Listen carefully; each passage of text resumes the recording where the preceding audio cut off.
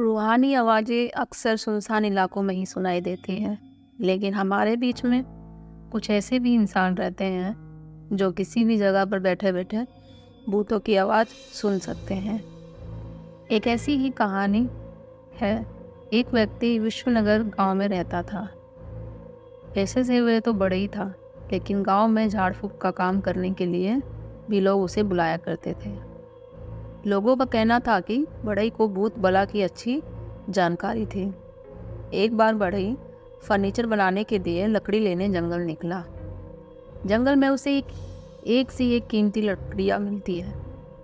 वह सभी को टुकड़ों में काट काट कर इकट्ठा करता जाता है। उसे ऐसा करते हुए शाम हो जाती है।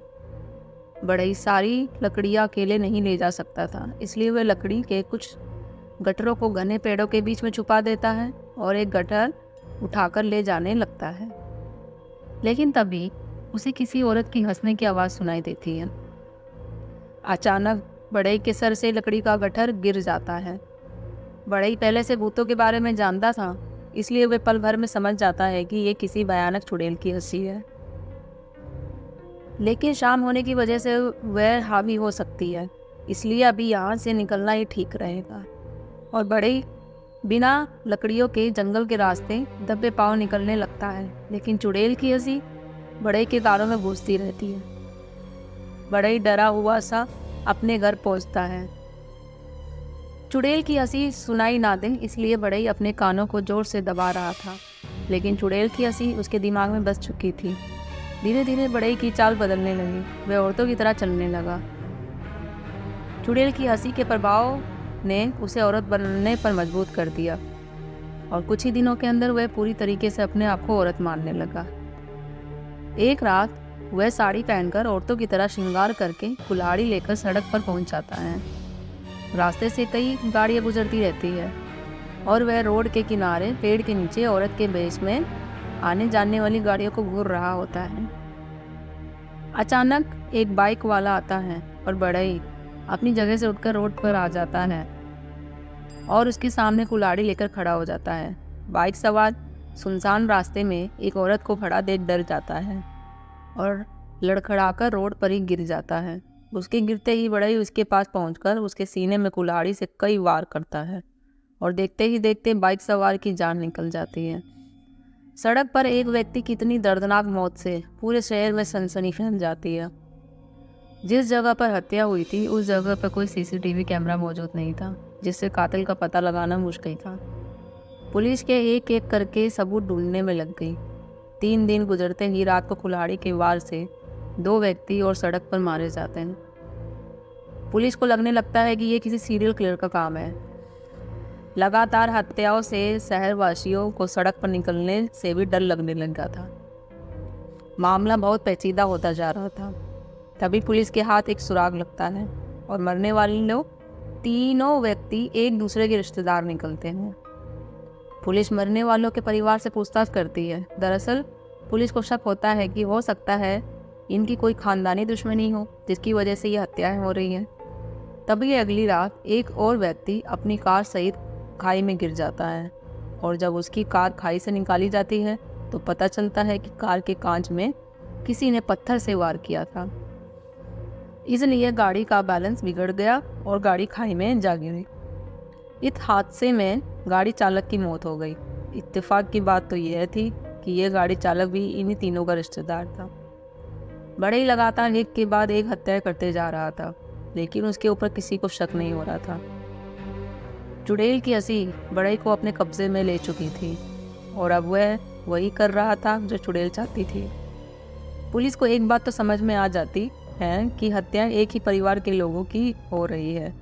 इसका मतलब उनके परिवार से किसी की दुश्मनी है, तभी इनका कोई दुश्मन लगातार इन्हीं के परिवार पर हमला कर।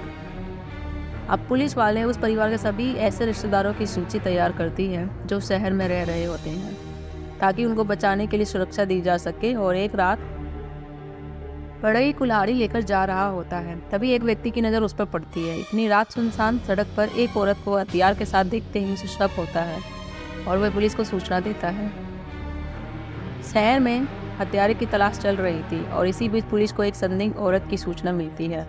पुलिस तुरंत मौके पर पहुंचती है और बड़ई को चारों तरफ से घेरकर गिरफ्तार कर लिया जाता है। गिरफ्तारी के वक्त बड़ई चुड़ैल की तरह हंसने लगता है।